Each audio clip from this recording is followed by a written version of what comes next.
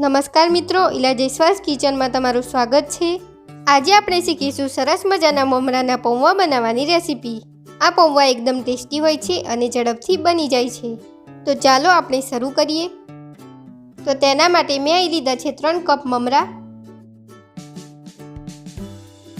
એક medium સાઇઝની chop કરેલી ડુંગળી, એક મીડિયમ સાઇઝનું ચોપ કરેલું ટામેટું, એક મીડિયમ સાઇઝનું ચોપ કરેલું બટાકું, થોડાક લીલા ધાણા, એક ચોપ કરેલું લીલું મરચું, થોડાક મીઠા લીમડાના પાન,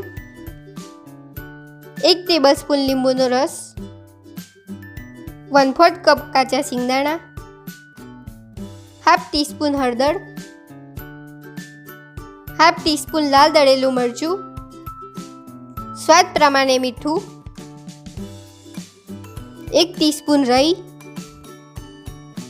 2 ટીસ્પૂન ખાંડ, 3 થી 4 ટેબલસ્પૂન તેલ અને 3 થી 4 કપ પાણી।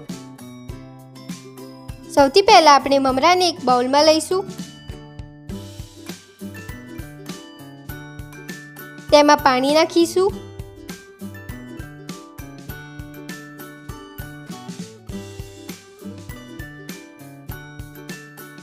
તેમાં મમરાને બરાબર પલાળીશું।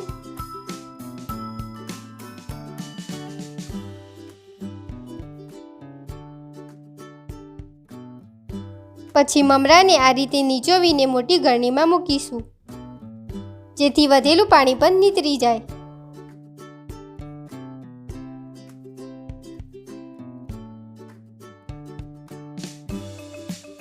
તેને 2-3 મિનિટ સુધી તેમ જ રહેવા દઈશું।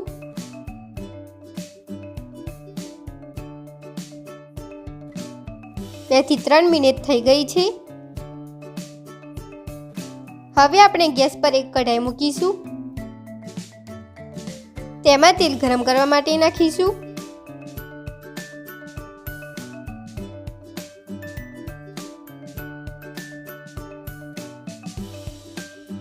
તેલ ગરમ થાય એટલે તેમાં સિંગદાણા નાખીશું। તેને મીડિયમ ગેસ ઉપર હલાવીને ફ્રાય કરીશું।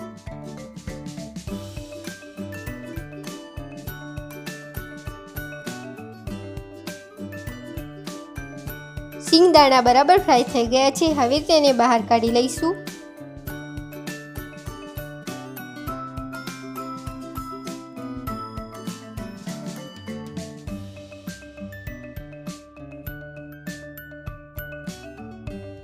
હવે આપણે તેલમાં રાઈ નાખીશું।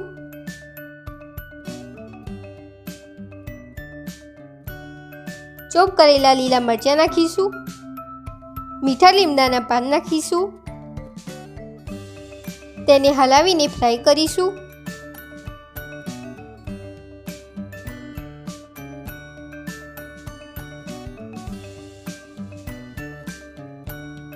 હવે તેમાં ચોપ કરેલી ડુંગળી નાખીશું। તેને બરાબર હલાવીને ફ્રાય કરીશું।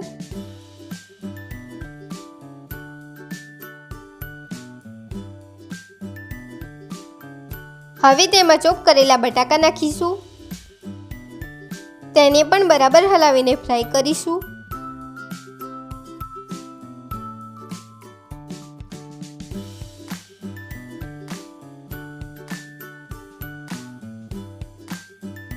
બટાકા બરાબર ફ્રાય થઈ ગયા છે।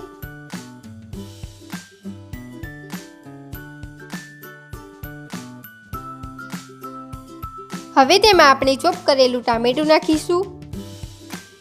તેને હલાવીને સારી રીતે પકવીશું।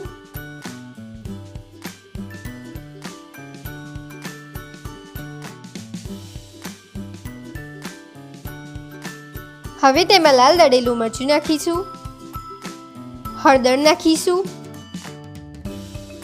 સ્વાદ પ્રમાણે મીઠું નાખીશું। ખાંડ નાખીશું। તેને 2-3 મિનિટ સુધી બરાબર હલાવીને ફ્રાય કરીશું।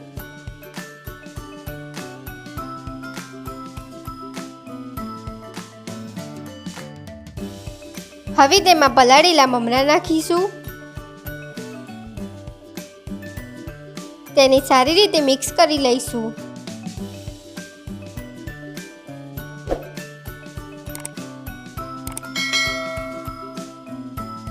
હવે તેમાં લીંબુનો રસ નાખીશું. તેને સારી રીતે મિક્સ કરી લઈશું.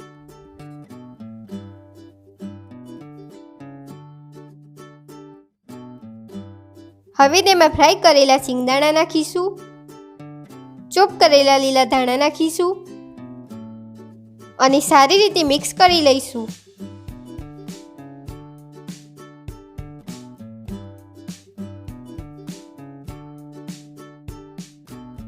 આપણે તેને સારી રીતે મિક્સ કરી લીધું છે. હવે ગેસ ઓફ કરીશું. તો આપણા મમરાના પૌવા તૈયાર છે. તેને નીચે ઉતારી લઈએ.